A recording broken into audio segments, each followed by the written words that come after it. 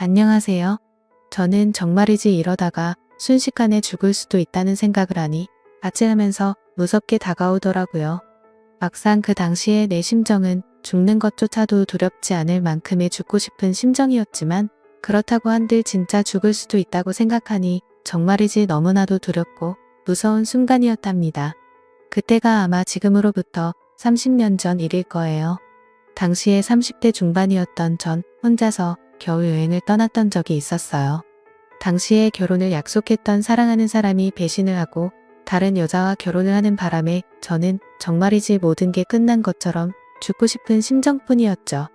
하지만 누구 좋으라고 여기서 인생을 끝내야 하는 건지 배신한 그놈에게 나중에 복수하는 한이 있더라도 지금 당장은 어쨌든 살아가야 했고 이미 떠난 사람을 잊어야만 했기에 옛 감정들을 모두 정리할 돌파구가 제겐 필요했답니다. 아무것도 할 수 없을 것만 같고 하늘이 무너져 내린 것만 같았던 제가 당시에 무작정 여행을 떠나게 된 것이었죠. 말이 좋아 여행이지 죽지 못해 떠났던 아주 쓰디쓴 여행이라 여겨지네요. 10년이라는 연애가 물거품이 돼버린 채 그놈은 다른 여자와 결혼을 하고 나를 배신했던 그놈을 잊기 위해 저는 겨울 여행을 그렇게 떠났네요. 도시에서만 살던 제가 시골로 여행을 가는 게 솔직히 당시에는 지금보다 쉽지 않았어요. 길도 잘 모르고 어디가 어딘지 정말 갈피를 잡을 수 없었으니까요. 요즘이야 뭐 검색도 가능한 스마트폰도 있고 내비게이션이 안내하는 대로 차를 타고 이동할 수 있다지만 진짜 당시만 해도 그런 것조차 하나 없으니 딸랑 지도 하나 보고 가던가 지나가는 행인에게 물어보고 가야 하는 게 현실이었으니까요. 아무튼 그렇게 전 여행을 떠났었고 도시에서 벗어나 어딘지도 모르는 시골로 접어들었답니다. 버스를 타고 걷고 걸으니 주위엔 정막이 감돌았고 시골집들과 축사가 군데군데 보이더라고요. 이렇게 정처 없이 도시에서 떠날 시골로 접어드니 소똥 냄새가 가득한 게 정말이지 긴 도시가 아닌 시골이구나 싶었습니다. 그런데 저쪽에 길게 뻗은 강이 보이더라고요. 그 강이 당시에는 어찌나 아름답던지 자연 안에서 흐르는 강을 보니까 그래도 조금은 지쳤던 몸과 마음이 풀리는 느낌이었습니다. 저는 강줄기를 따라 걷기 시작했어요. 강원도 북쪽 산골이라 그런지 만년설처럼 주위엔 소복히 눈이 쌓인 하얀 산들이 보였고 강줄기는 길게 뻗어 있으니 그 길을 걷는 것만으로도 정말 힐링이 많이 됐죠. 정말이지 기분이 상쾌했어요.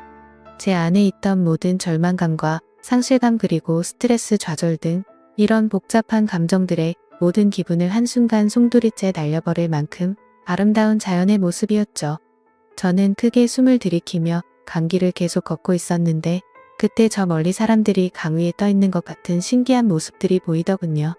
저는 어떻게 저럴 수가 있나 싶어 좀 더 걸으며 자세히 봤는데 보니까 저쪽 호수에는 강이 아직도 꽁꽁 얼어 있어서 강 위에서 사람들 몇 명이 얼음 낚시를 하고 있었답니다. 아무래도 일교차가 심한 강원도의 날씨라 3월 초지만 여긴 아직 겨울이 완전히 지나간 게 아닌 것 같았죠.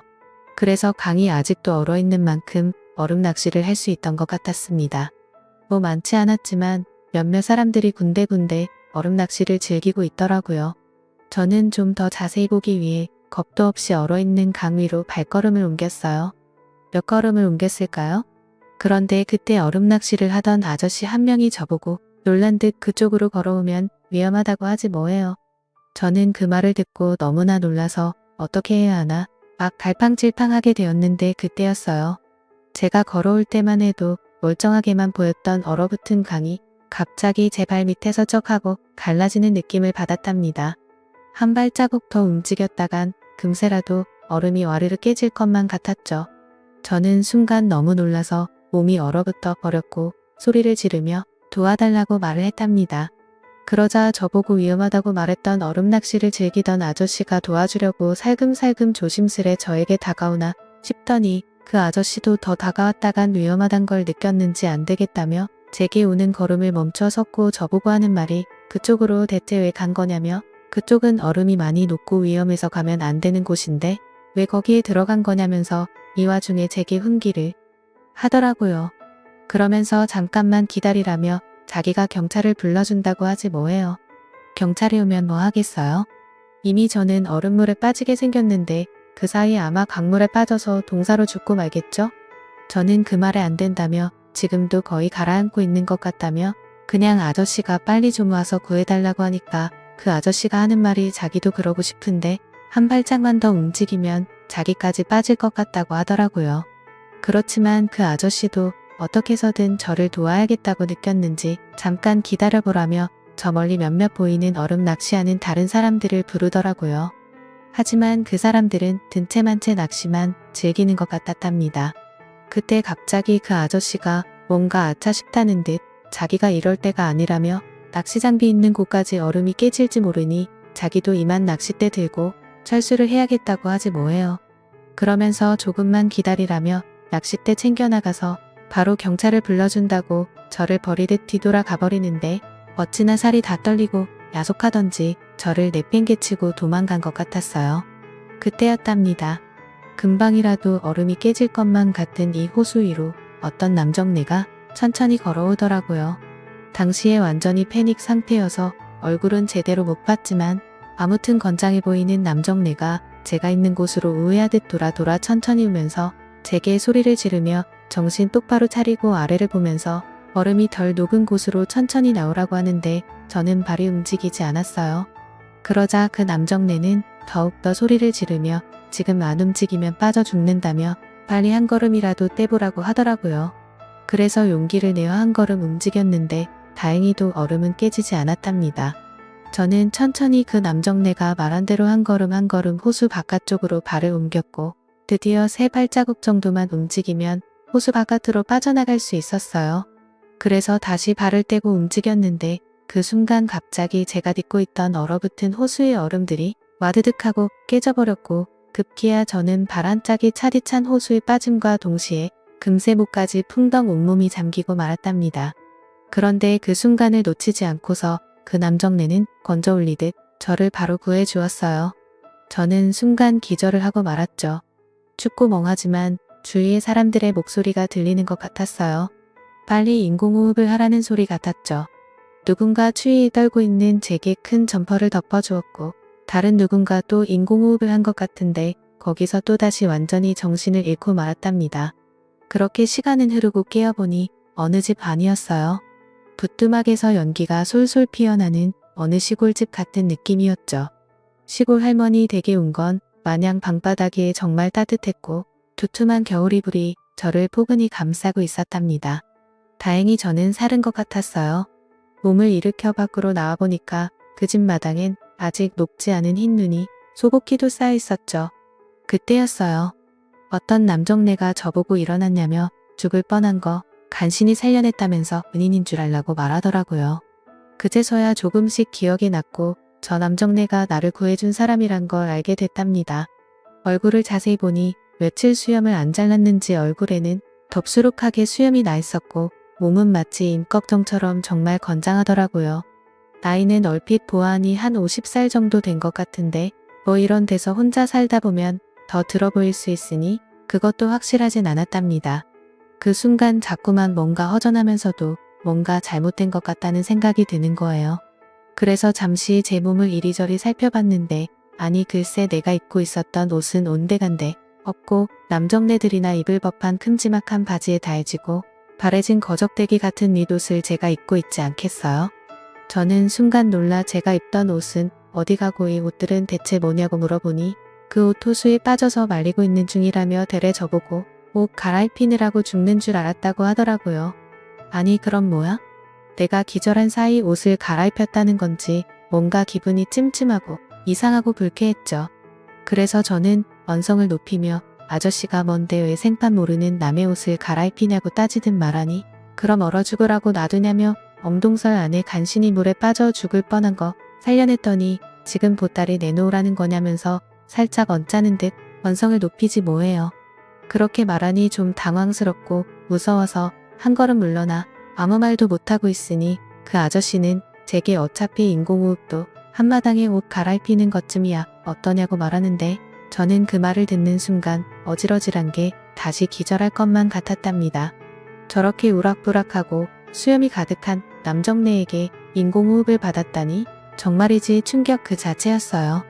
안 되겠다며 어쩌라고 하면서 이제 가겠다고 하니까 지금 시간이 몇 시인데 가냐며 차도 다 끊겼고 지금 나가면 시골이라 깜깜하다고 말하지 뭐예요. 그 말을 들으니 또 막상 여기서 나갈 수도 없는 노릇이고 그냥 내일 아침까지 있기로 했답니다. 그렇게 이곳에 갇히듯 있는데 얼마 뒤 이 남정네가 죽을 쏘아왔더라고요. 그 모습을 보니 아까와는 다르게 왜 이렇게 자상해 보이던지 뭔가 이 남정네를 보는 제 시선이 확 달라지는 기분이었어요. 저는 그 남정네가 쏘아준 죽을 먹으면서 저를 배신하고 떠난 그 자식을 생각하니 화도 나고 기분이 우울해서 또다시 울음이 나더라고요. 그래서 저도 모르게 죽을 먹으면서 펑펑 울었답니다. 그랬더니 이 남정네가 아무 말 없이 손수건을 전해주지 뭐예요. 그 손수건을 받아들고 제 뺨에 흐르는 눈물을 닦았답니다. 그렇게 눈물을 닦고 있는데 뭔가 냄새가 나는 거예요. 이상하다 싶어서 남정네가 전해준 손수건을 자세히 보니 이건 손수건이 아니라 글쎄 발수건 같았어요. 때가 꼬질꼬질 정말 지저분했거든요. 아무튼 갑자기 술이 땡겨서 술 없냐며 술 좀 마셔야겠다고 하니까 남정네가 그럼 기다리라고 하면서 술상까지 봐오더라고요. 그렇게 한 잔 두 잔 먹고 있는데 남정네는 제가 마시는 걸 쳐다만 보지 뭐예요. 그래서 제가 이 남정네에게 왜 그쪽은 안 드시냐고 말하며 술 안 좋아하시냐고 물어보니 그게 아니라 자기가 술 마시고 취하면 어떻게 될 줄 알고 그러냐며 술은 그냥 저 혼자 마시라고 하지 뭐예요. 그 말을 들으니 이 남정네 제법 남자 같더라고요. 저는 뭔지 모를 용기가 생긴 건지 아니면 이 남정네를 완전히 신뢰를 하게 된 건지 이 남정네에게 대뜸 괜찮다면서 그러지 말고 그냥 술 친구하자며 같이 술을 마시게 됐답니다. 한 잔 두 잔 따라 마시던 도중 저는 취했고 필름이 끊긴 것 같았어요. 아침에 일어나 보니 남정네는 온데간데 없고 저만 혼자 큰 겨울이불 덮고서 잠을 잤더라고요. 기지개를 펴고 마당으로 나와보니 남정네가 한 손에 큰 장닭을 들고서 저보고 대뜸 닭 잡았다며 백숙 해줄 테니까 이거 먹고 가라고 하지 뭐예요. 그 말을 들으니 왜 이렇게 또 다정해 보이던지 행동은 백정 같고 임꺼정 같은데 뭔지 모르게도 자상한 모습이 보이더라고요. 남자한테 배신당해서 다른 남자는 못 만날 것 같았지만 솔직히 저 남정네가 호감이 가는 남자로 보였어요. 그 이후로 어떻게 됐냐고요? 그냥 그 집에서 더 머물러도 되냐고 살며시 물어보니 남정네는 저보고 일만 하면 괜찮다면서 그렇게 그 집 일을 거들어주며 일주일을 더 보냈죠. 남들 눈이 무섭긴 했지만 그 남정네는 마치 자연인처럼 시골 중에서도 인적이 드문 산골에서 혼자 집 짓고 사는 사람이라 마을 사람들과의 교류도 적었답니다. 그러고 보니 그 남정네 완전 자연인 그 자체였던 것 같아요. 드디어 일주일의 시간이 끝났고 저도 마음의 정리가 거의 다 되었답니다. 마치 이 남정네 집에서 몸과 마음을 힐링하며 나를 돌아보는 계기가 된 것 같았어요. 그렇게 이 남정네에게 인사를 하고 나오려고 하는데 일주일이라는 짧다면 짧은 시간 동안 어느새 내가 저 남정네를 사랑하게 된 건지 저도 모르게 짐 챙기고 떠나려던 도중 와락 앉고 말았죠. 그랬더니 남정네가 무안했는지 차 시간 늦겠다며 빨리 움직이라고 하지 뭐예요. 그 말이 왜 이렇게 야속하면서 서운하게 들리던지 들고 있던 짐들을 다시 내려놓고 남정네에게 다가가 그만. 그 후 그렇게 그 남정네와 제대로 작별을 했답니다. 그 남정네는 한 번의 이혼이 있었고 아픔이 있었다고 해요. 제가 그 남정네랑 뭐 더 잘해볼 수도 있었겠지만 우리의 인연은 딱 거기까지였던 것 같네요. 저는 그 남정네와 시간을 보낸 뒤 여기로 다시 또 오겠다고 했지만 도시로 돌아와서는 도시 생활에 바쁜 나머지 그 남정네를 잊고 살았거든요. 지금은 저 또한 결혼해서 애 낳고 잘 살고 있지만서도 그 남정네는 세월이 흐른 만큼 이젠 할아버지가 다 되셨겠네요. 나중에 우연이라도 죽기 전에 꼭 한번 보고 싶은 마음이 든답니다. 제게 있어 정말 은인이었던 남정네였으니까요. 이번 사연은 여기까지입니다. 감사합니다.